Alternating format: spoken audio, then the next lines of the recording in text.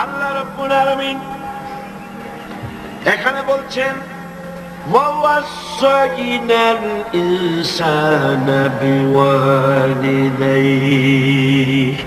আল্লাহ পাক বলছেন আমি মানুষকে নসিহত করেছি, উপদেশ দিয়েছি, তারা যেন তাদের মা বাপের হককে যেন চিনে নেয়, যেন বুঝে নেয়। কারণ হলো মানুষের প্রধানতম দায়িত্ব হলো আল্লাহর উপরে ঈমান আনা, আর তারপরে দায়িত্ব হলো আল্লাহর উপরে ঈমান নিষ্ঠা আনুগত্য করার পরেই পারিবারিক কর্তব্য পালন হলো প্রথম দায়িত্ব। আর সেই প্রথম দায়িত্বের শুরুতে উচ্চ স্থান হলো আল্লাহর পরে, উচ্চ স্থান হলো মা বাপের। আল্লাহর পরে, আল্লাহ রাসূলের পরে সবচাইতে উচ্চ স্থান কার? আল্লাহর আনুগত্যের পরে মা বাপের আনুগত্য যেন মানুষ করে। এজন্য আল্লাহ রাব্বুল আলামিন তিনি বলছেন ওয়াকাদা রাব্বুকা আল্লা তা'বুদু ইল্লা ইয়্যাহু ওয়া বিল ওয়ালিদাইনি ইহসানা।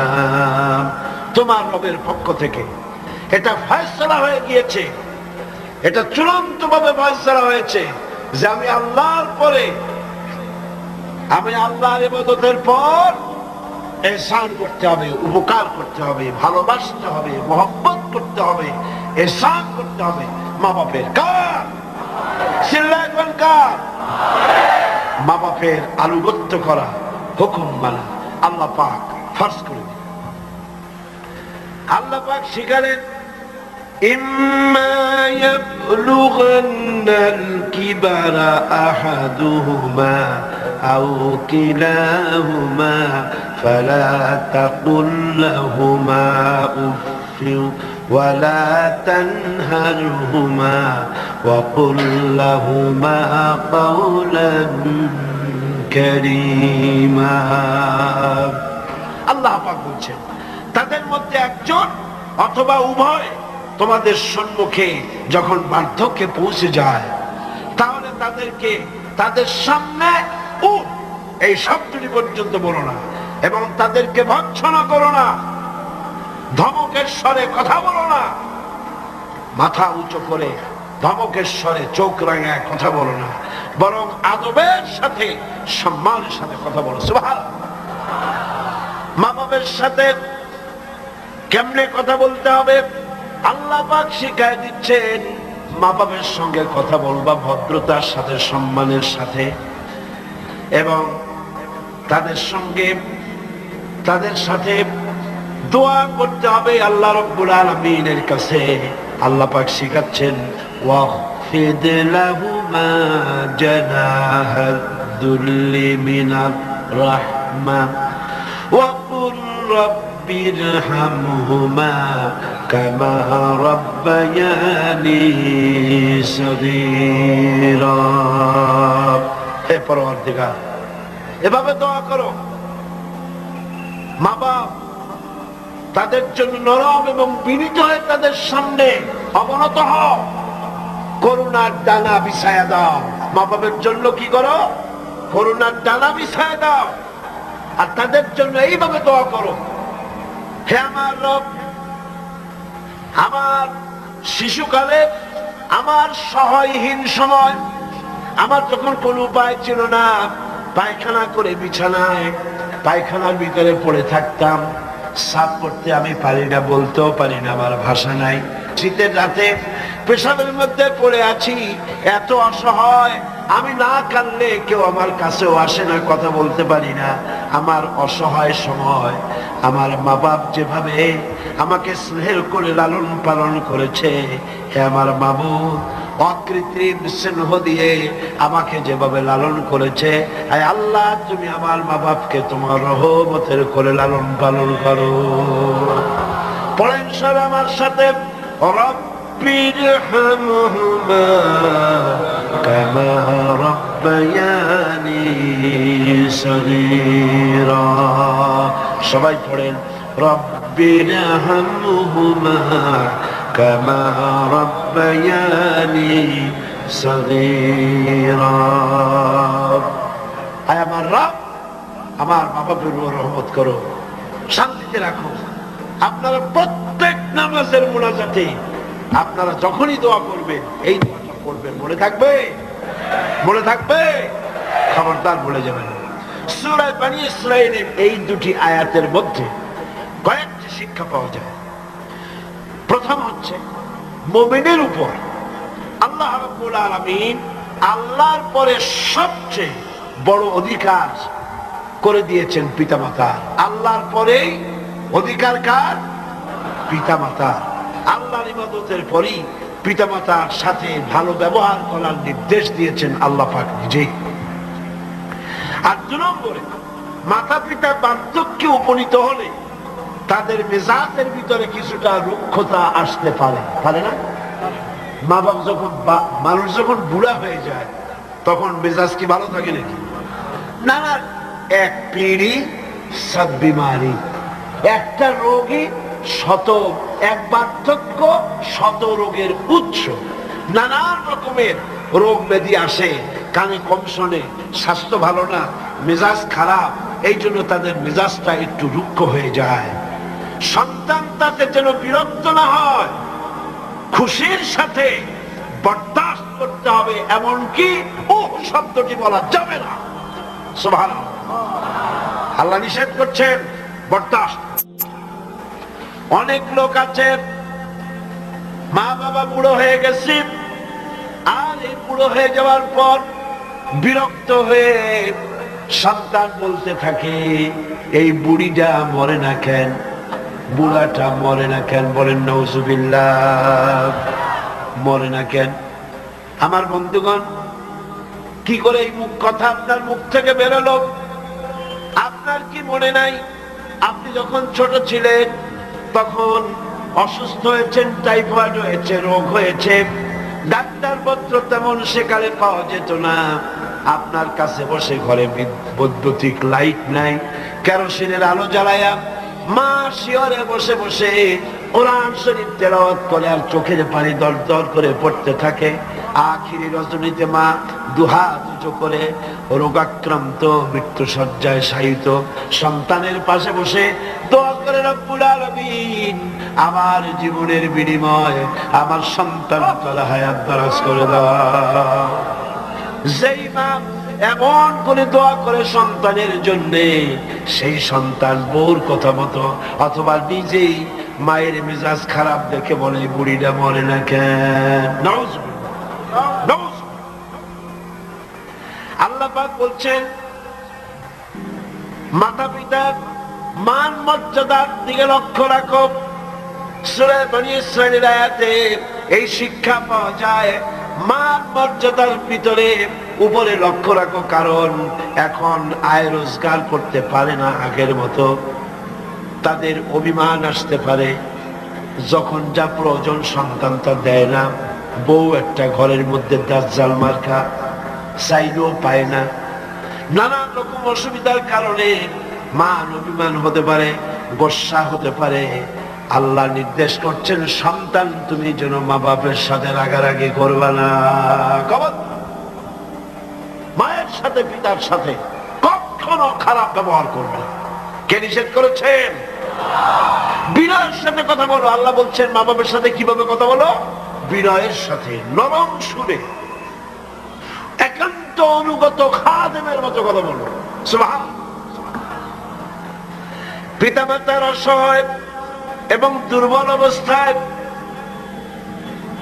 তাদেরকে বেশি করে সম্মান করো, কারণ মনে রাখা দরকার, তোমার হাজারো বিরক্তি সহ্য করেছে ছোটবেলায় তোমার মা বাবা, হাজার বিরক্তি সহ্য করেছে। কোলে উঠেছো, ঘাড়ে উঠেছো, পেশাব করেছো, পায়খানা করেছো, বিরক্তি সহ্য করে নাই মা? সহ্য করে নাই? হাজার বিরক্তি সহ্য করেছে। এজন্য আল্লাহ পাক বান্দাকে স্মরণ করে দিয়েছেন, বান্দারে মা বাপের জন্য দোয়া করবি, রব্বিরহামহুমা কামা রাব্বায়ানি সগীরা। এই দায়িত্ব কে দিলেন? কে দিলেন?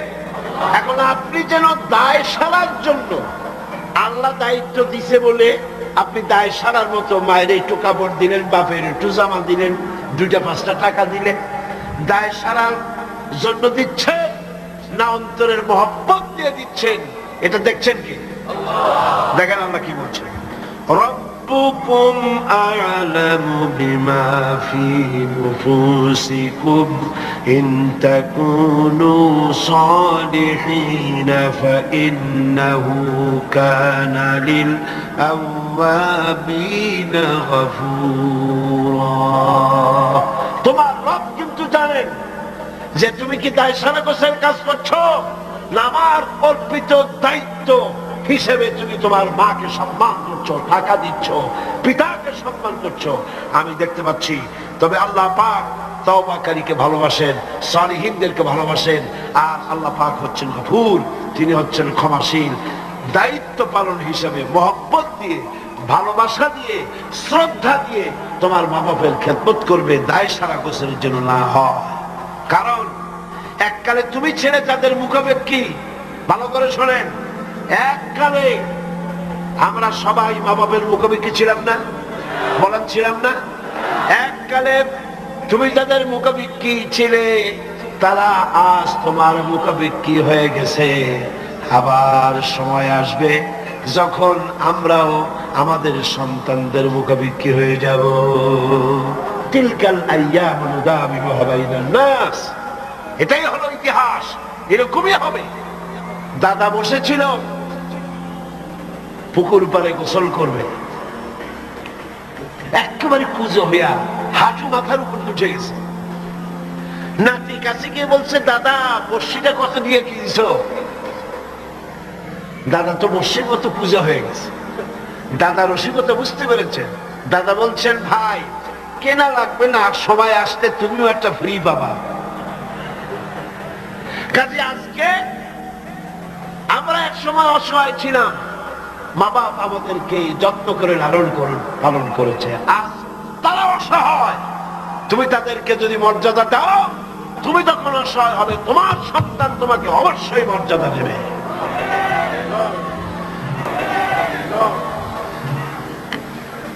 সূরা বাকারায় একটি আয়াতে আল্লাহ রাব্বুল আলামিন এভাবে বলেছেন, লা তা'বুদুনা ইল্লাল্লাহ ওয়া বিল ওয়ালিদাইনি ইহসানা। আল্লাহ ছাড়া কারো উপাসনা করো না এবং পিতামাতার সাথে অবশ্যই সদ্ব্যবহার করবে। সূরা বনী ইসরাঈল বললেন, সূরা বাকারার মধ্যে বলছে। এবার বলছেন সূরা আনকাবুতে, وَوَصَّيْنَا الْإِنسَانَ بِوَالِدَيْهِ حُسْنًا। কত জায়গায় বলতেছেন আল্লাহ, আমি সমগ্র মানব মণ্ডলীকে তাদের পিতামাতার সাথে সদ্ব্যবহার করার জন্য উপদেশ দিচ্ছি, নির্দেশ দিচ্ছি। পৃথিবীর সমস্ত মানুষকে, এখানে মুসলমান বলা হয় নাই, গোটা বিশ্বের মানব মণ্ডলীকে আল্লাহর পক্ষ থেকে নির্দেশ করা হচ্ছে মা বাপের প্রতি শ্রদ্ধাশীল হও। সূরা কাহফে বলা হয়েছে, وَوَصَّيْنَا الْإِنسَانَ بِوَالِدَيْهِ إِحْسَانًا حَمَلَتْهُ أُمُّهُ كُرْهًا وَوَضَعَتْهُ كُرْهًا وَحَمْلُهُ وَفِصَالُهُ 30 شهرا। আমি মানব গোষ্ঠীকে নির্দেশ করেছি, তোমার পিতামাতার ইহসান করো। তোমার মা তোমাকে গর্ভে ধারণ করেছে অত্যন্ত কষ্টের সাথে, আর ডেলিভারিও করেছে অত্যন্ত কষ্টের সাথে, আর 30টি মাস ধরে নিজের বুকের দুগ্ধ দিয়ে খাওয়াইয়া তোমার মানুষ করছে। খবরদার মা বাবার সঙ্গে নাফরমানি করো। মায়ের পেটের ভিতরে যখন সন্তান থাকে, পেটের ভিতরে যখন সন্তান থাকে, সন্তান নড়াচড়া করতে থাকে, মা বাবার স্বাভাবিক, মায়ের স্বাভাবিক অবস্থা তখন আর থাকে না। লক্ষ্য করেন, মায়ের স্বাভাবিক অবস্থা থাকে না, ক্ষুধা কম হয়ে যায়, খেতে পারে না, মাথা ঘুরাতে থাকে, শরীরের ভিতরে একটা অস্বাভাবিক অবস্থা বিরাজ করে, তার মাসিক অসুখটা বন্ধ হয়ে যায়। আল্লাহ রাব্বুল আলামিন তাকে খাওয়াবার জন্য, পেটের ভিতরে সন্তান বড় হচ্ছে, এই সন্তান খাবে কি, সেজন্য আল্লাহ রাব্বুল আলামিন মায়ের নাভির সঙ্গে আর সন্তানের নাভির সঙ্গে একটা তার লাগাই দিয়া মায়ের মাসিক রক্তগুলি এগুলি সন্তানের শরীরের ভিতরে সন্তানের শরীরকে দিয়ে আল্লাহ পাক বড় বানায় দেন। আর মা তখন দুর্বল হতে থাকে। এই সময় মাকে সবচাইতে বেশি ভালো খাবার দেওয়া উচিত। আমার দেশে মানুষেরা বোঝে না, পৃথিবীতে অপুষ্টিজনিত রোগে সবচাইতে ভোগে পৃথিবীর মধ্যে নারী, মেয়ে লোকেরা। সবচাইতে অপুষ্টিজনিত রোগে কারা ভোগে? মেয়ে লোকেরা। সেদিকে আপনাদের লক্ষ্য রাখা দরকার, আপনার সন্তান ধারণ করেছে, আপনার বংশকে রক্ষা করার দায়িত্ব পালন করছে স্ত্রী। তার সন্তান, তার পেটে যখন সন্তান এসেছে তখন তাকে ভিটামিন খেতে দিতে হবে, ক্যালসিয়াম খেতে দিতে হবে, দুধ খেতে দিতে হবে, মাছ খেতে দিতে হবে, শাক খেতে দিতে হবে, গোশত খেতে দিতে হবে, ভালো ভালো খাবার তাকে দিতে হবে। এটা দেওয়া দায়িত্ব আপনার। তার রক্তগুলি সব সন্তানের মধ্যে চলে যাচ্ছে। এখন দেখুন আল্লাহ রাব্বুল আলামিন কি করছেন, রক্তগুলি নাভির ভিতর থেকে, পাইপের মধ্য থেকে শরীরের মধ্যে আল্লাহ দিয়ে দিচ্ছেন। মুখের মধ্যে দিয়ে আল্লাহ খাওয়ার নাই, মুখটাকে আল্লাহ পাক পবিত্র রেখে দিলেন, যাতে করে দুনিয়া আসার পরে বান্দা যেন ওই পবিত্র মুখ দিয়ে আল্লাহ রাব্বুল আলামিনের নামের জিকির করতে পারে। দুনিয়া যখন আসলো, সন্তান যখন দুনিয়া আসলো, লাইনটা কেটে গেল। কয়টা লাইন ছিল বুঝেন না কথা? মার পেটের মধ্যে লাইন ছিল কয়টা খাবারে? একটা লাইন ছিল। যখন দুনিয়া আসলো সঙ্গে সঙ্গে লাইনটা কেটে দেওয়া হলো। ধাত্রীতে কাটুক, নার্সে কাটুক, ডাক্তারে কাটুক, লাইনটা তার কেটে দেওয়া হলো। খাবারের লাইন ছিল, লাইন কাটা। এখন কি খাবে? দেখুন আল্লাহ রাব্বুল আলামিনের কুদরত কত। মায়ের খেদমত কেন করবেন? পেটের মধ্যে বসে তার রক্ত খেয়েছেন, তার রক্ত দিয়ে আপনার শরীর বড় হয়েছে। আর দুনিয়া আসার পর যখন একটা লাইন কেটে দেওয়া হলো, লাইন একটা কেটে গেল, আল্লাহ পাক বুকের মধ্যে দিয়া মায়ের বাচ্চার মুখের মধ্যে ডবল লাইন চালু করে দিবেন। ডবল লাইন চালু করে দিয়েছেন, দুধ এসে গিয়েছে। এই দুধ সৃষ্টি করেছেন কে? সন্তান ক্ষুধা লাগলে বলে চাইতে পারে না, বলতে পারে না। আল্লাহ রাব্বুল আলামিন মায়ের কলিজার ভিতরে এমন আকর্ষণ দিয়েছেন সন্তানের প্রতি। সন্তান যখনই ক্ষুধা লাগে, সন্তান কাঁদতে থাকে, আর কান্নার আওয়াজে মায়ের কলিজার ভিতরে অসহ্য বেদনা শুরু হয়ে যায়, সন্তানের প্রতি আকর্ষণ সৃষ্টি হয়ে যায়। যত কাজ থাকুক না কেন সব ফেলে দিয়ে মা দৌড়ে গিয়ে কলিজার টুকরা সন্তানকে বুকের সাথে জড়াইয়া ধরে। এজন্য বাচ্চা যখন গর্ভে থাকে, আল্লাহ নবী বলেছেন, আল মারআতু ইযা হামিলাত কানা লাহা আজরুস সাইমিল কাইম আল মুখবিতিল মুজাহিদ ফি সাবিলিল্লাহ। আল্লাহ পাকের নবী বলেন, মায়ের পেটে যখন সন্তান থাকে, এই সন্তান পেটে থাকার কারণে রাতের বেলা যে ঘুমাতে পারে না ঠিক মতো, সারা রাত দাঁড়ায় দাঁড়ায় ইবাদত করলে যত সওয়াব হইতো, আল্লাহ পাক মায়ের আমলনামায় সেই সওয়াব লিখে দেন। মা যে খেতে পারে না ঠিক মতো খেতে পারে না, এই জন্য 10টি মাস রোজা রাখতে পারে যে সওয়াব হতো মায়ের আমলনামায়, আল্লাহর নবী বলেন রোজার সওয়াব আল্লাহ পাক তার আমলনামায় লিখে দেন। সে যে কষ্ট বরদাস্ত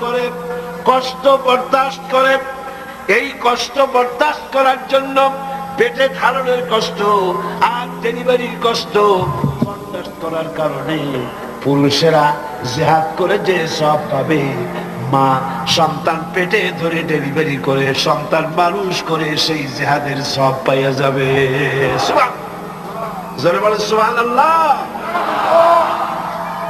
আমার বন্ধুগণ, এসব আল্লাহ পাক মানুষকে দান করেছেন।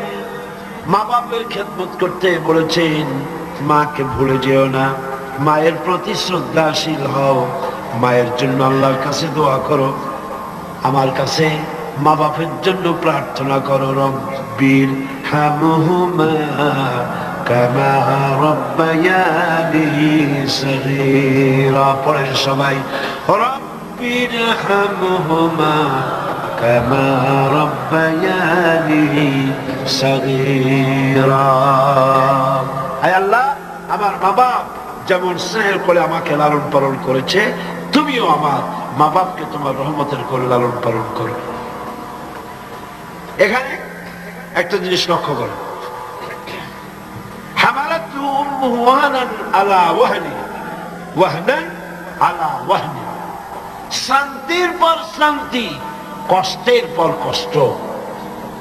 অর্থাৎ পেটে ধরার কষ্ট, ডেলিভারির কষ্ট, এই যে কষ্ট মা বহন করছে, এই কষ্টের ঋণ মানুষ সন্তানেরা কোনোদিন শোধ করতে পারবে না। পারবে? সন্তান যদি তার বুকের চামড়া দিয়া মায়ের জন্য এক জোড়া জুতা তৈরি করে দেয়, পিঠের চামড়া নয়, সন্তান যদি তার বুকের চামড়া দিয়া মায়ের পায়ের এক জোড়া যদি জুতা তৈরি করে দেয়, মায়ের এক ফোঁটা দুধের হক আদায় হবে না। আল্লাহ পাক বলছেন, ওয়াইন জাহাদাকা আলা আন তুশরিকা বি মা লাইসা লাকা বিহি ইলম ফালা তুতি'হুমা ওয়া সাহিবহুমা ফিদ দুনিয়া মারুফা। আল্লাহ পাক বলছেন, কিন্তু তারা যদি তোমাকে, মর্যাদা তাদের আল্লাহর পরে মা বাপের মর্যাদা, আল্লাহর পরে কার মর্যাদা? সন্তানের কাছে মা বাপের মর্যাদা। কিন্তু তারা যদি তোমাকে আমার সাথে এমন কাউকে শরীক করার জন্য চাপ সৃষ্টি করে যাকে তুমি চেনো না, আমার শরীক হিসাবে জানো না, তাহলে ফালা তুতি'হুমা, তাহলে অবশ্যই তাদের সে কথা মানবে না। সুবহানাল্লাহ, মানবে না। মা বাপের কথা কতটুকু মানা যাবে এবং কতটুকু মানা যাবে না, সে ব্যাপারে শরীয়ত ঠিক করে দিয়েছে। ঠিক এরকম আরেকটি আয়াত সূরা আনকাবুতের মধ্যে এসেছে। আল্লাহ পাক বলছেন, وَوَصَّيْنَا الْإِنسَانَ بِوَالِدَيْهِ حُسْنًا وَإِنْ جَاهَدَاكَ لِتُشْرِكَ بِي مَا لَيْسَ لَكَ بِهِ عِلْمٌ فَلَا تُطِعْهُمَا। আল্লাহ পাক নির্দেশ করছেন, মা বাবার খেদমত করো, সম্মান করো, ইহসান করো। আর তারা যদি তোমাদের উপরে কোন চাপ সৃষ্টি করে আমার সাথে কাউকে শরীক স্থাপন করার জন্য, তাহলে অবশ্যই তাদের এই কথা তোমরা মানবে না। এর ব্যাখ্যা হচ্ছে, এই আয়াতটি নাজিল হয় সেই সময় যখন তিরমিজি, আহমদ এবং নাসাই এই তিনটি হাদিসে এই দৃষ্টান্তটা এসেছে এই আয়াত নাজিলের প্রেক্ষাপট সম্পর্কে। এই আয়াতটি নাজিল হয়েছে হযরত সাদ বিন আবি ওয়াক্কাস রাদিয়াল্লাহু তাআলা আনহুর ব্যাপারে। তিনি 18 বা 19 বছর বয়সে ইসলাম কবুল করেন এবং ইসলাম কবুল করার পর তার মা হামনা বিনতে সুফিয়ান, আবু সুফিয়ানের ভাইজি, তিনি দারুণভাবে অসন্তুষ্ট হয়ে গেলেন এবং তিনি অনির্দিষ্ট কালের জন্য ধর্মঘট করলেন, অনশন ধর্মঘট। অনশন ধর্মঘট কিন্তু নতুন কিছু না, আগেও ছিল। এই অনশন ধর্মঘট শুরু করল এই কথা বলে যে যতক্ষণ পর্যন্ত তার ছেলে সাদ বিন আবি ওয়াক্কাস যতক্ষণ পর্যন্ত আল্লাহর প্রতি ঈমান প্রত্যাহার করে শিরকিয়াতের দিকে ফিরে না আসবে, ততক্ষণ পর্যন্ত তিনি অনশন ভাঙবেন না, তিনি কিছু খাবেন না। তার মা দলিল হিসাবে পেশ করলেন ছেলের সামনে যে দেখো পুত্র, তোমার কোরআন অনুযায়ী আমার হুকুম মানা, আল্লাহর হুকুম, আমার হুকুম তোমাকে মানতে হবে। আর আমার সাথে নাফরমানি করার অর্থ হচ্ছে আল্লাহর সাথে নাফরমানি করা। আল্লাহ অর্ডার করেছে আমার হুকুম তোমাকে মানতে হবে। এখন তুমি ওই তাওহীদকে ছেড়ে দিয়ে এই শিরকিয়াতের দিকে, আমি যেদিকে আছি সেদিকে ফিরে আসো। হযরত সাদ বিন আবি ওয়াক্কাস রাদিয়াল্লাহু তাআলা আনহু তিনি অত্যন্ত পেরেশান বোধ করলেন যে আমি এখন করবোটা কি। তিনি রাসূল করিম সাল্লাল্লাহু আলাইহি ওয়াসাল্লামের খেদমতে হাজির হলেন এবং ঘটনার বর্ণনা করলেন। এই ঘটনা যখন বর্ণনা তিনি করলেন রাসূলের কাছে, তখন সূরা আনকাবুতের এই আয়াত নাযিল হল, وَوَصَّيْنَا الْإِنسَانَ بِوَالِدَيْهِ حُسْنًا। উপদেশ দেওয়া হয়েছে মানব গোষ্ঠীকে তারা যেন তার মা বাপের প্রতি ইহসান করে, উপকার করে। কিন্তু وَإِنْ جَاهَدَاكَ لِتُشْرِكَ بِي مَا لَيْسَ لَكَ بِهِ عِلْمٌ فَلَا تُطِعْهُمَا। কিন্তু তারা যদি তোমার উপরে শিরক করতে চাপ সৃষ্টি করে, অবশ্যই তাদের অনুসরণ করবা না। খবরদার, মা বাপ যদি আল্লাহর হুকুমের বাইরে যদি কিছু বলে, সেই হুকুম মা বাপের পালন করা, যারা বলে পালন করা যাবে না। কোন অবস্থাতেই মা বাপের সেই হুকুম পালন করা যাবে না। আয়াতের ব্যাখ্যা হচ্ছে যে মা বাপের হক তো সবচাইতে বেশি, কোনো সন্দেহ নেই। কিন্তু সেই মা বাবাই যদি মানুষকে শিরক করতে বলে, তাহলে এই শিরক করতে পারবে না। কারণ হলো আল্লাহ পাকের সাথে কাউকে শরীক স্থাপন করা যাবে না। কারণ তাদের অবৈধ আপনার সন্তানের অমান্য করাই জরুরি।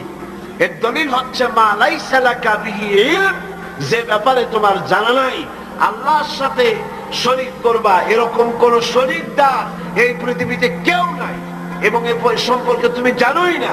সুতরাং তুমি আল্লাহর সাথে মা বাবার কথা মতো কাউকে শরীক স্থাপন করতে পারবে না।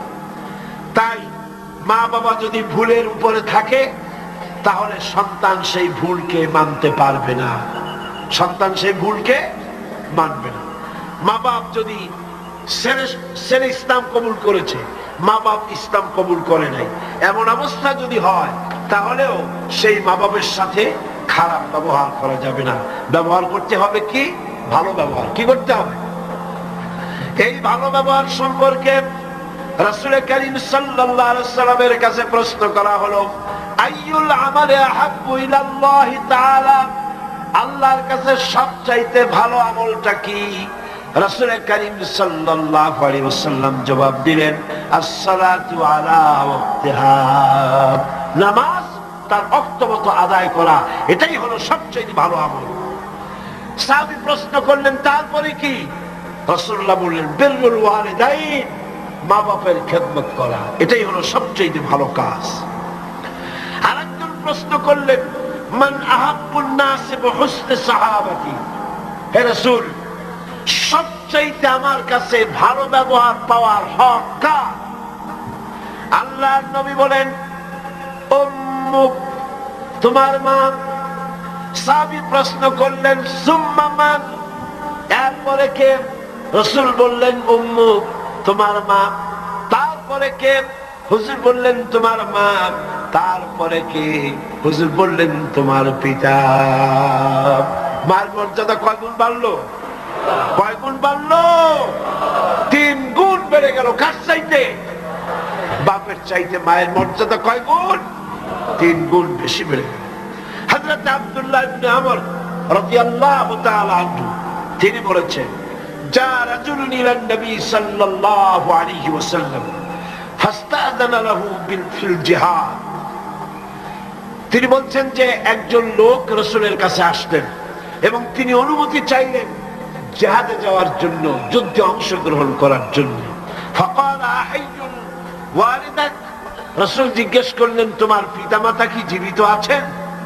তিনি জবাব দিলেন ক্বালা নাম, হ্যাঁ আমার মা বাবা জীবিত আছে। ক্বালা ফাফিহিমা ফাজাহিদ, চলে যাও বাড়ি, মা বাবার খেদমত করো, এটাই তোমার জন্য জিহাদ। জোরে বলেন সুবহানাল্লাহ। হাজমা নামক আরেকজন সাহাবী রাসূল করিম সাল্লাল্লাহু আলাইহি ওয়াসাল্লামের কাছে উপস্থিত হলেন। তিনি অনুমতি চাইলেন যে হে রাসূল, আমি জিহাদে যেতে চাই, আমি জিহাদে যেতে চাই। হুজুর বললেন আলাকা ওয়ালিদাতুন, তোমার কি মা বেঁচে আছে? তিনি বললেন হ্যাঁ আমার মা জীবিত আছেন। আল্লাহ নবী বললেন ইযহাব ফাকরিমহা ফাইনাল জান্নাতা তাহতা রিজলাইহা, আখরাজাহু নাসাই, নাসাই শরীফের হাদিস। রাসূলুল্লাহ বললেন তোমার মা যখন আছে, ইযহাব, ফিরে যাও, বাড়ি চলে যাও, ফাকরিমহা, এবং মায়ের সম্মান করো, ইজ্জত করো, মায়ের খেদমত করো, ফাইনাল জান্নাতা তাহতা রিজলাইহা, আমার সেই দুধ মা হযরতে হালিমাতুস সাদিয়া, আমার দুধ মা। সুবহানাল্লাহ, মায়ের সম্মান ইসলাম এত বেশি দিয়েছে। মায়ের দুধের বদলা ইয়েমেন থেকে একজন হাজী সাহেব আসছে, মাকে ঘাড়ে নিয়ে তাওয়াফ করতেছে আর গান গাচ্ছে, শের পড়তেছে, মায়ের হক আদায় করে ফেলেছি, মাকে নিয়ে হজ করলাম, মাকে নিয়ে তায়েফ কি বলে মুজদালিফায় গেলাম, মিনায় গেলাম, রমিয়া হাজার করলাম, সাই করলাম, তাওয়াফ করলাম, মাকে গাড়ি নিয়ে সব করেছি, আমার মায়ের হক আমি আদায় করেছি। হযরত আব্দুল্লাহ বিন ওমর রাদিয়াল্লাহু তাআলা আনহুমা ওই লোকের শের শুনে, গান শুনে, এই কথা শুনে তিনি বললেন তুমি কিসের হক আদায় করেছো? তুমি তো তোমার মায়ের একটা আহ শব্দের হক আদায় করতে পারো নাই। তোমার মা কষ্টে পড়ে তোমাকে কোলে নিয়ে, তোমাকে তোমার কষ্টের সময়, বিপদের সময়, তোমাকে দুঃখে দেখে, কষ্ট দেখে মুখ থেকে যাও শব্দটা বেড়েছে, সারা জীবন তো সেই হক আদায় করতে পারবা না। হক আদায় করছো, এত বড় কথা কি করে বলতে পারবে? মা বাপের, পিতামাতার আনুগত্যের চূড়ান্ত রূপ বলতে গিয়ে হযরত ইবনে আব্বাস রাদিয়াল্লাহু তাআলা আনহু বলেছেন, ওয়ান ইবনে আব্বাস রাদিয়াল্লাহু তাআলা আনহু আন্নাহু ক্বাল قال رسول الله صلى الله عليه وسلم من أصبح مطيعا لله في والديه أصبح له بابان مفتوحان من الجنة। হযরত ইবনে আব্বাস রাদিয়াল্লাহু তাআলা আনহু বলেছেন, আল্লাহ রাসূল বলেছেন, যে ব্যক্তি পিতামাতার সম্পর্কিত আল্লাহর নাজিলকৃত হেদায়েত মেনে নিয়ে সকাল করলো, আল্লাহ রাব্বুল আলামিন তার জন্য জান্নাতের দুইটা দরজা খুলে দেন। আর যদি মা বাপ বেঁচে নাই, দুজনের একজন আছে, তার খেদমত করে, তাকে খুশি করে যদি সকাল করে, জান্নাতের একটা দরজা তার জন্য খুলে যায়। ওয়ামান আমসা আসিয়ান লিল্লাহি ফি ওয়ালিদাইহি আসবাহা লাহু বাবানে মাফতুহান মিনান নার। আর যদি মা বাপকে অসন্তুষ্ট করে, আল্লাহ যে হুকুম করেছে সেই হুকুম অনুযায়ী মা বাবার খেদমত না করে, মা বাবার সাথে নাফরমানি করে যে সন্ধ্যা করলো, নবীজি বলেন তার জন্য জাহান্নামের দুইটা দরজা খোলা হয়ে যায়। মা বাবার দুজনের একজন যদি বেঁচে থাকে, তাহলে মা বাবার দুজনের একজন যদি বেঁচে থাকে, তাহলে তাকে যদি অসন্তুষ্ট করা হয়, জাহান্নামের একটা দরজা তার জন্য খোলা হয়ে যায়। সাহাবী প্রশ্ন করলেন, ক্বালা রাজুলুন ওয়া ইন যালামাহু, ক্বালা ওয়া ইন যালামাহু। তিনবার রাসূলুল্লাহ বললেন, ওই ব্যক্তি জিজ্ঞেস করলেন, হুজুর মা বাপ যদি আমার উপরে জুলুম করে? রাসূলুল্লাহ বলেন জুলুম যদি করেও? তারপরে সে বলছে যদি আমার উপরে জুলুম করে? হুজুর বলেন জুলুম যদি করেও? আবার প্রশ্ন করলেন, আমার উপরে মা বাপ যদি জুলুম করে, রাসূলুল্লাহ বলেন জুলুম যদি করেও খবরদার তুমি মা বাবার সাথে নাফরমানি করবা না। সুবহানাল্লাহ। মা বাবার খেদমত করো, কপাল খুলে যাবে। কি খুলে যাবে? আমার বন্ধুগণ,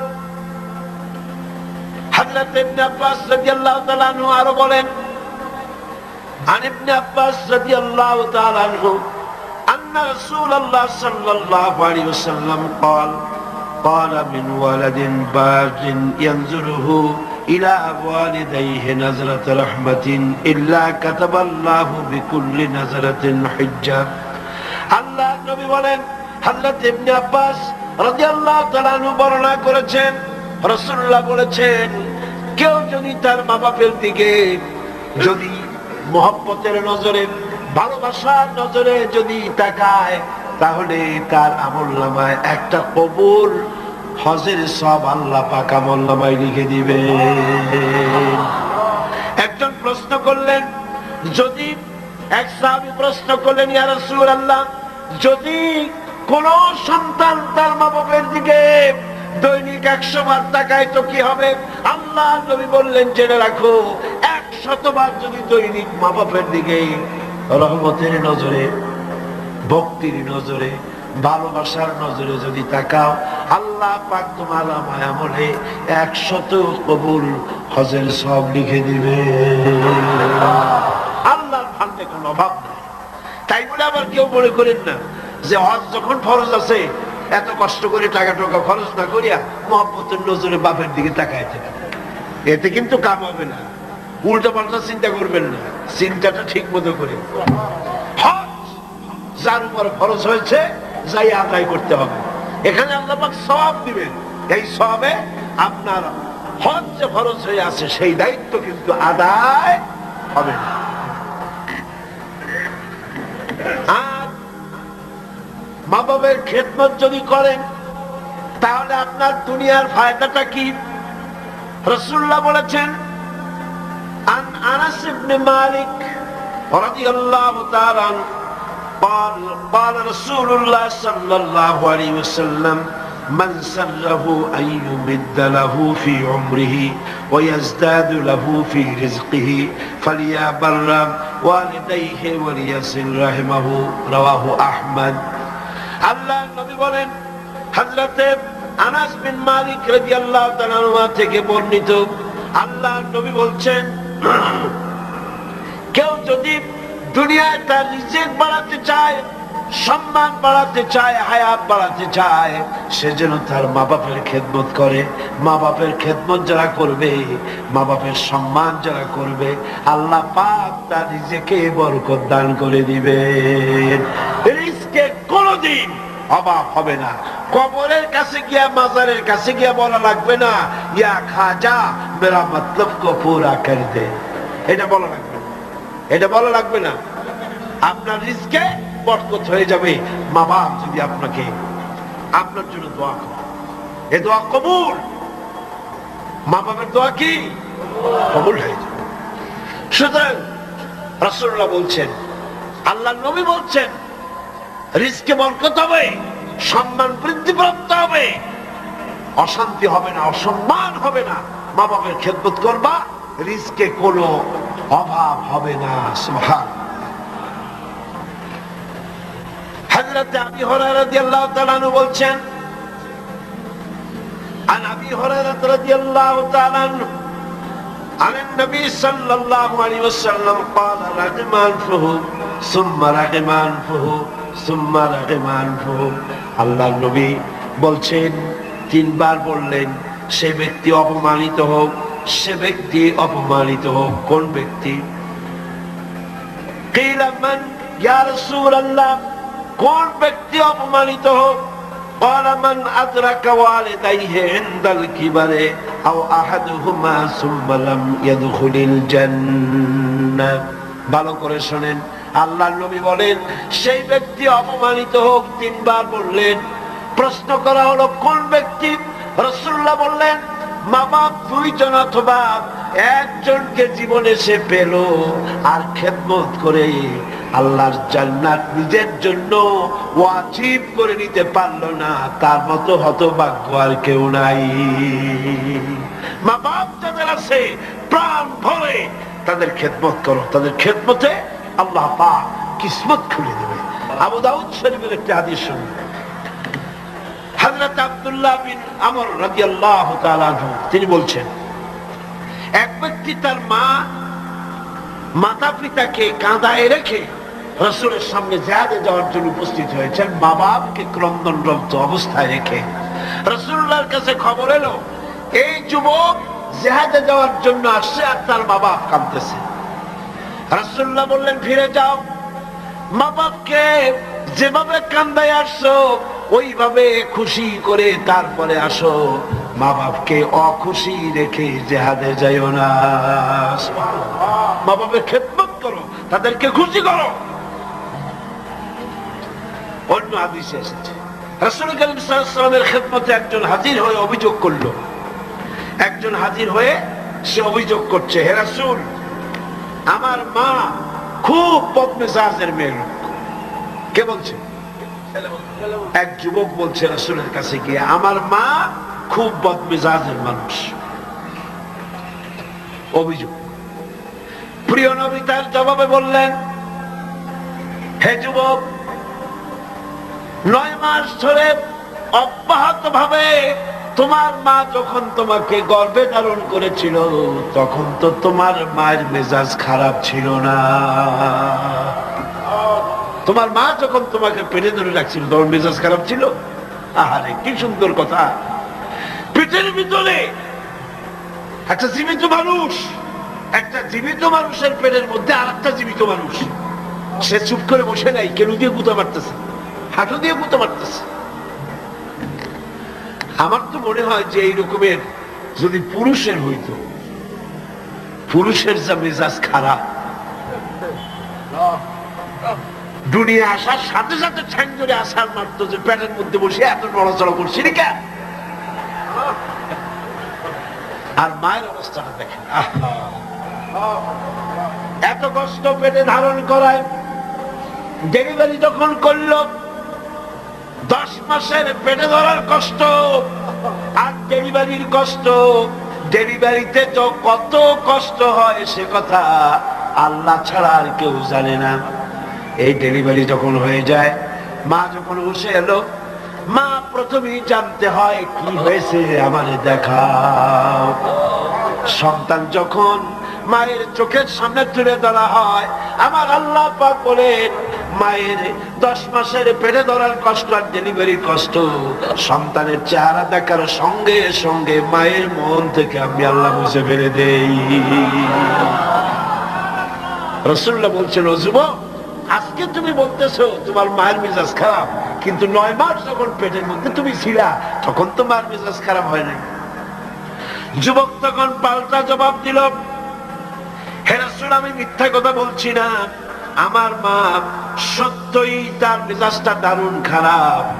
হুজুর বললেন, সে যখন রাতের পর রাত জাগতো আর তোমারে দুধ খাওয়াইতো, তুমি তোমার মা গভীর রাত্রে ঘুমায় আস, তুমি চিৎকার করতেছো, ঘুম ভাঙিয়া তোমারে কোলে নিয়ে দুধ খাওয়াইলো, 2.5 বছর পর্যন্ত জ্বালাইছো মায়ের বুকের দুধ খাইয়া, দিনে দুপুরে রাত্রে কত কষ্ট দিছো, তখন তো তোমার মায়ের মেজাজ খারাপ ছিল না। আরে আরে খেতে বসেছে মা, মা কি করে? সকলকে আগে খাওয়ায়, স্বামীরে খাওয়াইলো, মেহমান খাওয়ালো, বাচ্চাদের খাওয়ালো, সব শেষে সামান্য তরকারি আর ভাত আছে, খাইতে বসছে সব শেষে, বাচ্চারে কোলে নিয়ে, বাচ্চা পায়খানা করে দিয়েছে কোলের মধ্যে। মা বিরক্ত হইল না, বিরক্ত হলো না, খাবারের থালাটা সবাই রেখে মা বাচ্চাকে কোলে করে নিয়ে বাচ্চাকে সাফ করালো, নিজের কাপড় চোপড় সাফ করলো, তারপরে ক্রন্দনরত বাচ্চার মুখে 2-3টা চুমা দিয়া তারপর আবার খাইতে বসে। যেই মা তোমারে নিয়া এভাবে করে 2.5 মাস পর্যন্ত বুকের দুধ খাওয়া তোমারে বড় করলো, তখন তো তোমার মায়ের মেজাজ খারাপ ছিল না। যুবক বলছেন, হে রাসূল, আমার মা আমাকে নিয়ে যত কষ্ট করেছে আমি সে কষ্টের হক আদায় করে দিয়েছি। আমি তাকে হক আদায় করছি, যা তার খাবার দিয়েছি, পরার দিয়েছি, তারে নিয়ে হজ করেছি, হক আমি আদায় করে দিয়েছি। আল্লাহ নবী জিজ্ঞেস করলেন, সত্যি কি তুমি হক আদায় করছো? কয় যে হ্যাঁ, আমি হক আদায় করে দিয়েছি। প্রিয় নবী জবাবে বললেন, তুমি তো বলছো হক আদায় করেছো, কিন্তু আমার প্রশ্ন হচ্ছে তুমি কি তোমার মায়ের সেই কষ্টের বদলা দিতে পেরেছো যে কষ্ট তোমাকে ভূমিষ্ঠ করার সময় তোমার মায়ের হয়েছিল? তোমাকে ডেলিভারি করার সময় তোমার মায়ের যে যন্ত্রণা হয়েছিল সে হক আদায় করতে পেরেছো? কিয়ামত পর্যন্ত আদায় করতে পারবে না। খবরদার মা বাবার সঙ্গে নাফরমানি করবে না। মাতা পিতার সাথে যারা নাফরমানি করে তাদের কপাল পুড়ে যায়। একজন প্রশ্ন করেছেন, হে রাসূল, আমার মা বাপ তো জীবিত নাই, আমি খেদমত কিভাবে করব? কিভাবে তাদের খেদমত করব? আমি তো বেয়াদবি করে ফেলেছি, অনেক নাফরমানি করেছি, করবোটা কি? এখন আমার উপায় কি? রাসূল করিম সাল্লাল্লাহু আলাইহি ওয়াসাল্লাম বলেছেন, এর জন্য উপায় আছে, 4টা পদ্ধতি আছে। 4 পদ্ধতিতে মা বাপের মৃত্যুর পরে তাদের খেদমত করা যায়। কয় রকম? কয়টা পদ্ধতি? মুখস্থ করেন। মা বাপের সাথে যারা নাফরমানি করেছেন অথবা করেন নাই, মা বাপ মরে গেছে, এখনো আপনার দায়িত্ব আছে। কয়টা? 4টা। খিসাল আরবা, 4টা পদ্ধতি আছে। আদ-দুআউ লাহুমা ওয়াল ইস্তিগফারু লাহুমা ওয়াল ইনফাযু আহদিহিমা ওয়া ইকরামু সাদীকিহিমা। 4টা পদ্ধতিতে মৃত্যু মা বাপের খেদমত আপনি করতে পারেন। 1 নম্বরে হলো তাদের জন্য দোয়া করেন, সূরা ফাতিহা পড়েন, সূরা ইখলাস পড়েন। 3 বার সূরা ইখলাস পড়বেন, 1 বার কোরআন শরীফ খতম করার সওয়াব হয়ে যাবে। 1 বার সূরা ইয়াসিন পড়বেন, 10 বার কোরআন শরীফ খতম করার সওয়াব আমলনামায় লাগা হয়ে যাবে। দরুদ শরীফ পড়েন, এগুলি বলে মা বাবার জন্য দোয়া করেন, আর বলেন রব্বিরহামহুমা কামা রাব্বায়ানি সগীরা। মা বাবার জন্য দোয়া করেন। 1 কয়টা পদ্ধতি? কয়টা? 1 নম্বরে হলো দোয়া করা। 2 নম্বরে ওয়াল ইস্তিগফার, মা বাবার জন্য ক্ষমা চাওয়া আল্লাহর কাছে। আল্লাহকে বলতে হবে, রব্বুল আলামিন, আমার মা বাপ মানুষ, অন্যায় করেছে, ভুল করেছে, গুনাহ করেছে, গুনাহ হইতে পারে। আল্লাহ তুমি দয়া করে আমার মা বাপের জিন্দেগি গুনাহটা মাফ করে দাও। বলেন আমিন। আর বলতে হবে, আল্লাহ পাক আমার মা বাপ জীবনে যত গুনাহ করেছে তাদের জীবনের সাইয়্যাত গুলি হাসানাত দিয়া তুমি বদলাইয়া দাও। তুমি যদি ইচ্ছা করো তাহলে তো আমার মা বাপ যে গুনাহ করছে এই গুনাহগুলি তুমি নেকির পাল্লায় নেক বানায় উঠাই দিতে পারো। পারে না? পারে না? সেভাবে দোয়া করো। 3 নম্বরে তাদের ওয়াদা পূরণ করো। মা বাপ যে সব ওয়াদা করে গেছেন, পূরণ করতে পারেন নাই, মা বাপের ওয়াদাগুলি পূরণ করে দাও। 4 নম্বরে মা বাপের যেসব বন্ধু আছে, মায়ের যেসব বান্ধবী আছে, তাদের সঙ্গে সম্মানজনক আচরণ করো, মাঝে মধ্যে তাদেরকে হাদিয়া দিও। পিতার আত্মীয়দের, পিতার বন্ধুদের সাথে বাপের মতো শ্রদ্ধা করো, সম্মান করো। সুবহানাল্লাহ, সুবহানাল্লাহ। রাসূলকে প্রশ্ন করা হয়েছে, হুজুর আমি তো অনেক গুনাহ করে ফেলছি, আমার উপায় কি? হুজুর বললেন, মায়ের খেদমত করো। শুনতেছেন কথা? শুনতেছেন? আমি অনেক গুনাহ করেছি, আমার উপায় কি? হুজুর বললেন, মায়ের খেদমত করো। তিনি বললেন, হুজুর আমার তো মা বেঁচে নাই, এখন আমার উপায় কি? হুজুর কোন, যাও খালার খেদমত করো, মায়ের গন্ধ খালার গায়ে দিয়ে আসে। সুবহানাল্লাহ। ভাইরা আমার, মা বাবার মার সঙ্গে যারা দুর্ব্যবহার করে এই দুনিয়ায় তাদেরকে আল্লাহ রাব্বুল আলামিন শাস্তি দিবেন, আর পরকালের শাস্তি তো তাদের জন্য রয়েই গেছে। দুনিয়ার শাস্তিও আছে আর পরকালের শাস্তিও তাদের জন্য রয়ে গেছে। মা বাবার দোয়া অবশ্যই কবুল।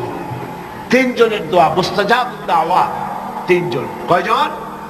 তিনজন। পীর সাহেবের দোয়া, মৌলানা সাহেবের দোয়া, সুফি সাহেবের দোয়া কবুল হইতেও পারে, নাও হইতে পারে, কোনো গ্যারান্টি নেই। গ্যারান্টি নেই, হইতেও পারে, নাও হইতে পারে। কিন্তু আল্লাহর নবী তিনজনকে গ্যারান্টি দিয়েছেন, মুসাফির, প্রবাসী, তার দোয়া কবুল হবে। যেমন পাকিস্তান থেকে জামে আশরাফিয়াল মুহতামিম হযরত মাওলানা ফজলুর রহিম সাহেব এখানে উপস্থিত হয়েছেন, কসরের নামাজ পড়ছেন। প্রবাসী মুসাফির, মুসাফিরের দোয়া কবুল হবে, বলেন সুবহানাল্লাহ। আবার মাজলুম ব্যক্তি, অত্যাচারিত ব্যক্তি যদি দোয়া করে আল্লাহ পাক তার দোয়া মঞ্জুর করে নেবেন। আর মা বাপ যদি সন্তানের জন্য দোয়া করে অবশ্যই সেই দোয়া কবুল হয়ে যাবে। অবশ্যই মা বাপের দোয়া কবুল, কোনো সন্দেহ নাই। লা শাক্কা ফি ওয়ালা রাইবা ফি। মা বাপ দোয়া করলে কবুল হবেই হবে। সুবহানাল্লাহ।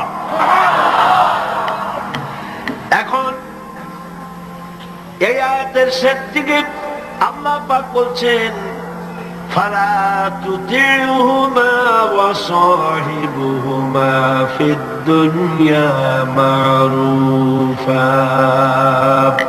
মা বাপ যদি মুশরিক হয়, মুশরিকা হয়, তাহলে তাদের সাথে আচরণটা কিন্তু খারাপ করা যাবে না।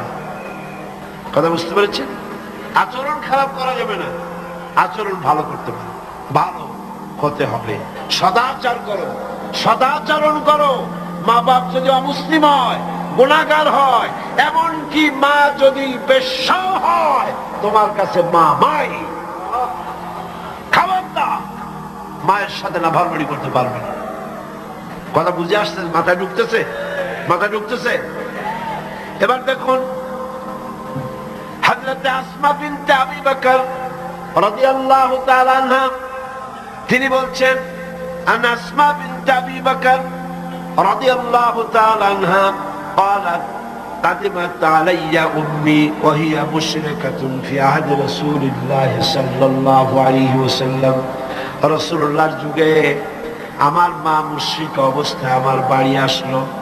আমি প্রশ্ন করলাম, হে রাসূল, হে রাসূল, আমার মা আমার বাড়িতে আসছে, আমি কি তার সঙ্গে আত্মীয় জড়িত ব্যবহার করব নাকি? আমার মা হিসাবে তার সাথে আমি সেরকম ব্যবহার করব নাকি? অথচ তিনি হচ্ছেন, তিনি ইসলামের প্রতি বেজার, আপনার প্রতি নাখোশ, আল্লাহর প্রতি নাখোশ। ইসলাম তিনি ভালোবাসেন না। আমার বাড়ি আসছে, আমি তার মেয়ে, আমি এখন তার খেদমত করা বা তার প্রতি ভালো ব্যবহার করা আমার জন্য কি রকম হবে আপনি বলেন? নবীজি বললেন, অবশ্যই তুমি তোমার মায়ের সাথে সম্মানজনক, আত্মীয়তাজনক, মায়ের সাথে সন্তান যেমন ব্যবহার করে সেই ব্যবহার করা লাগবে। মা মুশরিকা হতে পারে, ব্যবহার পাবে সে সন্তান যে ব্যবহার করা উচিত সেই ব্যবহারই পাবে। এই জন্য যাদের মা এবং পিতা মুশরিক বা মুশরিকা, তাদের জন্য সন্তান কেঁদে কেঁদে আল্লাহর কাছে দোয়া করবে। তোমার মা যদি বেনামাজি হয়, তোমার বাপ যদি বেনামাজি হয়, তাহলে তাদের নসিহত করতে গিয়া আঙ্গুল উঁচু করে, চোখ রাঙাইয়া, মাথায় ধমক দিয়া, ধমকের সুখে সুরে মা বাপকে কথা বলতে পারবা না।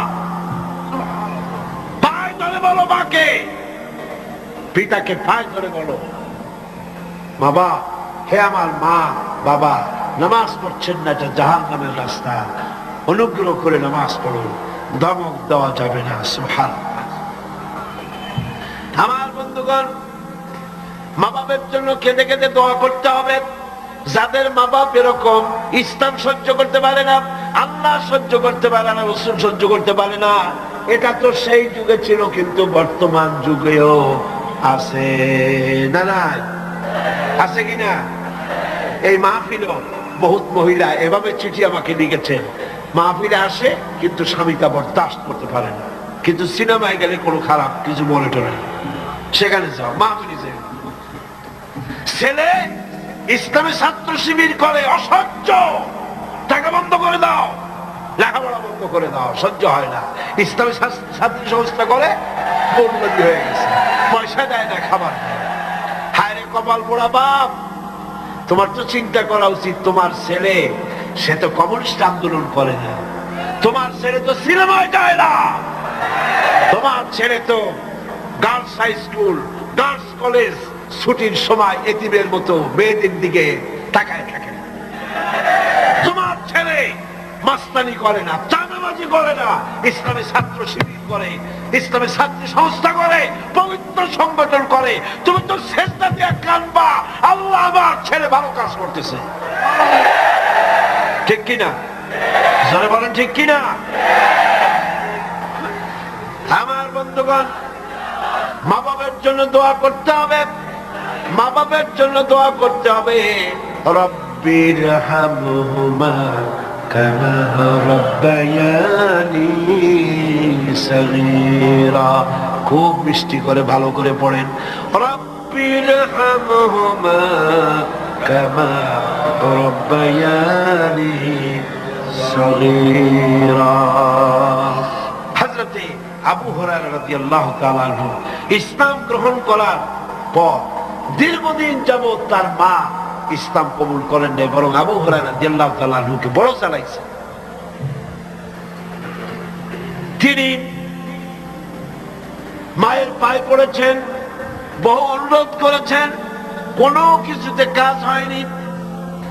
একদিন তিনি অনেক রাত করে বাড়িতে ফিরেছেন, মা তাকে প্রশ্ন করলেন, এত রাত কোথায় ছিলি?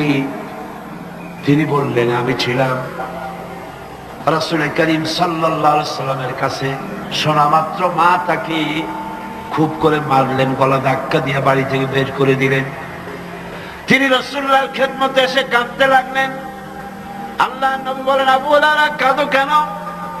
হযরত আবু হুরায়রা বললেন, ইয়া রাসূলুল্লাহ, মা আমাকে মেরেছে। বললেন, মারলো কেন?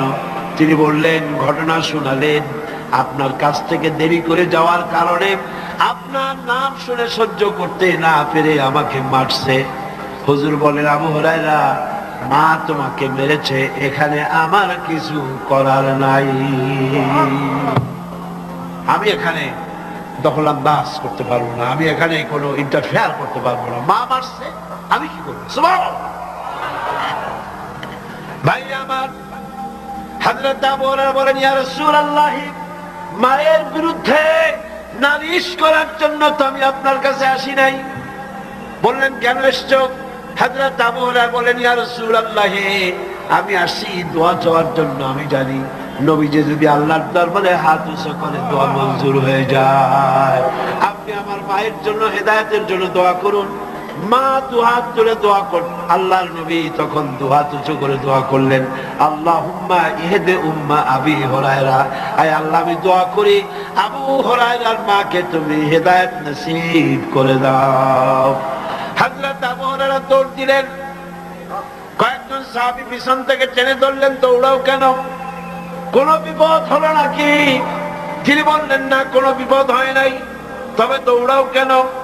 তিনি বললেন, দৌড়াই এই কারণে, আমাকে যেতে দাও, বাড়ি পর্যন্ত আমি দৌড়াই যেতে চাই, আমি বাড়ি পর্যন্ত দৌড়াই গিয়ে দেখতে চাই, আমি দৌড়ে আমার বাড়িতে আগে পৌঁছলাম না রাসূলুল্লাহর দোয়া আমি বাড়ি যাওয়ার আগে রাসূলের দোয়া আমার বাড়ি পর্যন্ত গেল নাকি? হযরতে আবু হুরায়রা রাদিয়াল্লাহু তাআলা আনহু তিনি বাড়িতে চলে গেলেন, দরজায় গিয়ে নক করলেন, ভেতর থেকে আওয়াজ এলো, কে? তিনি বললেন, মা, আমি আবু হুরায়রা এসেছি। মা বলছেন, আব্বু অপেক্ষা করো, দরজা খুলে দিতেছি।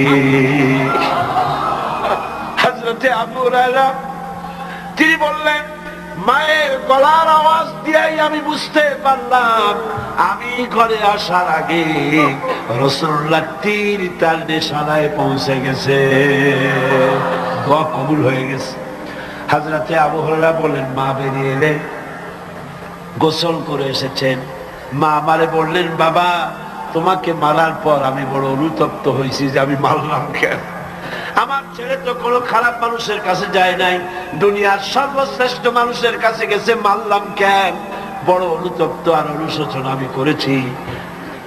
আমি গোসল করেছি, আমি ওযু করেছি, আমাকে জলদি করে দিয়ে চলো আল্লাহর নবীর খেদমতে নিয়ে হাজির করে দাও।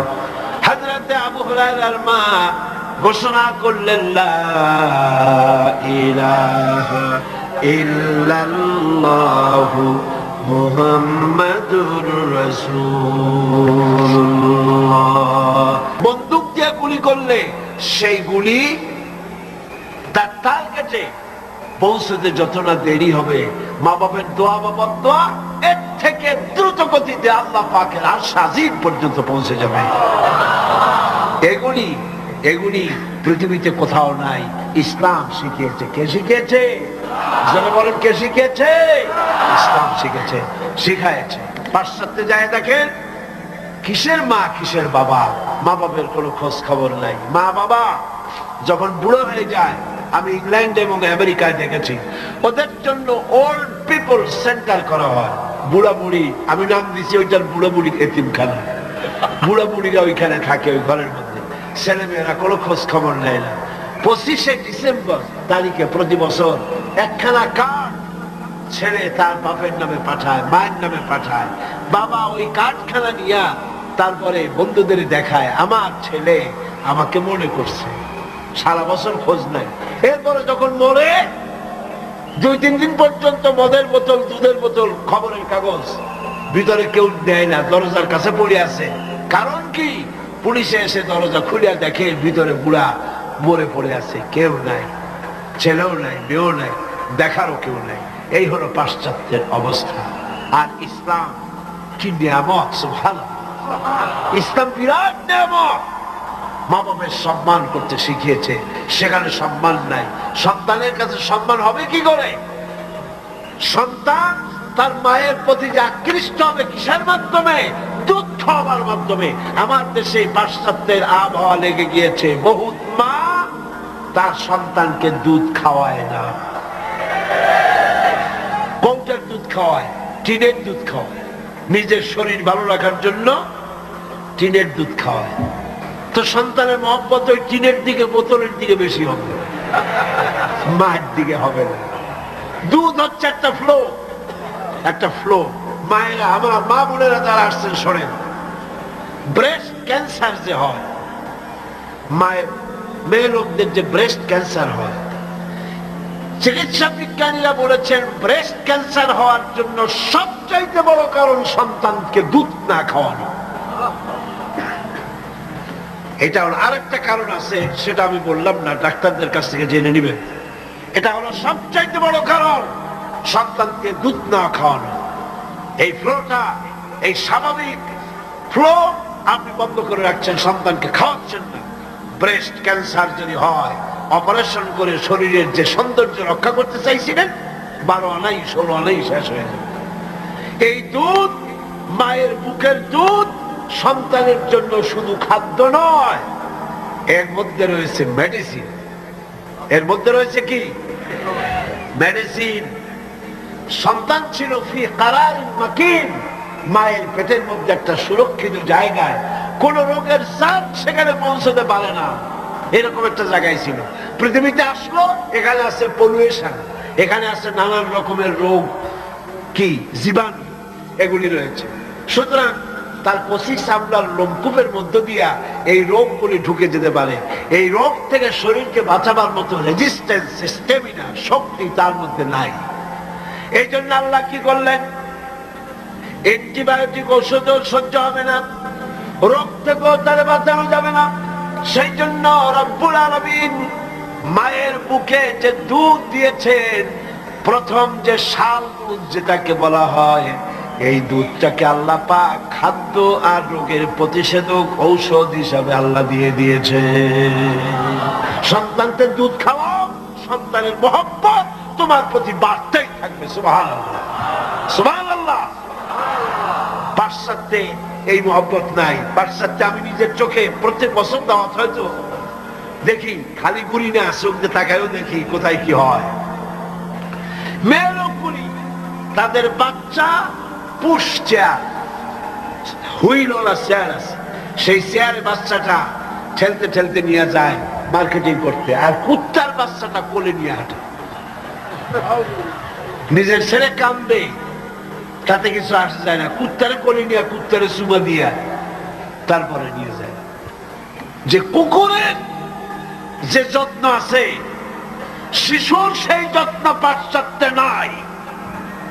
অথচ শিশুর মর্যাদা আল্লাহ দিয়েছেন, শিশুর হক, মায়ের দুধ তাকে খেতে দিতে হবে। এ দায়িত্ব দিয়েছে আল্লাহ পাক, এর হক আদায় করার জন্য মাকে দায়িত্ব দিয়েছে। আমার মা বোনেরা, আপনারা আপনাদের মহলে কথা শোনান, সর্বত্র পৌঁছান, কোন মা যেন তার সন্তানকে নিজের দুধ থেকে যেন বঞ্চিত না করে। সন্তান রোগ থেকে বাঁচবে, মায়ের প্রতি মহব্বত বাড়বে, ভালোবাসা বাড়বে। এভাবে আল্লাহ পাক বলছেন, তোমার উপরে যদি এই মা বাবার খেদমত তো তুমি করবাই, কিন্তু মা বাবা যদি অন্যায় করতে বলে, শিরক করতে বলে, গুনার কাজ করতে বলে, অবশ্যই তুমি সেই গুনার কাজ করবা না। ওয়াত্তাবি সাবিলা মান আনাবা ইলাইয়া, বরং অনুসরণ করবে সেই ব্যক্তি, যে ব্যক্তি আমার পথে পরিচালিত হয়েছে, আমার পথে যে চলছে, আমার পথে যে ডাকে, তার দিকে এগিয়ে আসো। সুম্মা ইলাইয়া মারজিউকুম, আর এরপরে তোমাদের সকলকেই আমার কাছে ফিরে আসতে হবে। কার কাছে? কার কাছে? ফাউনাব্বিউকুম বিমা কুনতুম তা'মালুন, আর এরপরে কিয়ামতের দিন তোমাদের সমস্ত কাজের ফলাফল আমার কাছে প্রকাশিত হয়ে যাবে। মুনাজাত করব, মুনাজাতের পরে আযান হবে বা জামাত, আমরা নামাজ পড়ে যাব ইনশাআল্লাহ। আল্লাহুম্মা আমিন। রব্বানা যালামনা আনফুসানা ওয়া ইল্লাম তাগফির লানা ওয়া তারহামনা লানাকুনান্না মিনাল খাসিরিন। রব্বানা লা তুযিগ কুলুবানা বা'দা ইয হাদাইতানা ওয়া হাব লানা মিন লাদুনকা রাহমাতান ইন্নাকা আনতাল ওয়াহ্হাব। হে আল্লাহ তাআলা, লক্ষ লক্ষ মুসলমান নরনারী দীর্ঘক্ষণ ধরে তোমার কোরআনের কথা আমরা শুনেছি। হে আল্লাহ, তুমি দয়া করে, মেহেরবানি করে আমাদের দুরূদ ও সালাম আলোচনার সওয়াব জনাবে মুহাম্মদ রাসূলুল্লাহ সাল্লাল্লাহু আলাইহি ওয়াসাল্লামের রূহ মুবারকে পৌঁছে দাও। রব্বুল আলামিন, আমরা যারা মা বাপ হারাইছি, যে মা বাবার কথা এতক্ষণ আলোচনা করলাম তোমার কোরআন থেকে, আয় আল্লাহ, আমাদের মা বাপের কবরগুলিকে জান্নাতের টুকরায় পরিণত করে দাও। রব্বিরহামহুমা কামা রাব্বায়ানি সগীরা। সবাই পড়েন, রব্বিরহামহুমা কামা রাব্বায়ানি সগীরা। আয় আল্লাহ তাআলা, সারা জীবন যত গুনাহ করেছি, আল্লাহ তুমি আমাদের গুনাহগাতা মাফ করে দাও। আল্লাহ, এই তাফসীরুল কোরআন মাহফিল কিয়ামত পর্যন্ত কবুল করে নাও। রব্বানা তাকাব্বাল মিন্না ইন্নাকা আনতাস সামিউল আলিম ওয়া তুব আলাইনা ইন্নাকা আনতাত তাওয়াবুর রহিম। সুবহানা রাব্বিকা রাব্বিল ইজ্জাতি আম্মা ইয়াসিফুন ওয়া সালামুন আলাল মুরসালিন আলহামদুলিল্লাহি রাব্বিল আলামিন। ওয়াজআল آخر كلمة عند الموت لا إله إلا الله محمد رسول الله. السلام عليكم.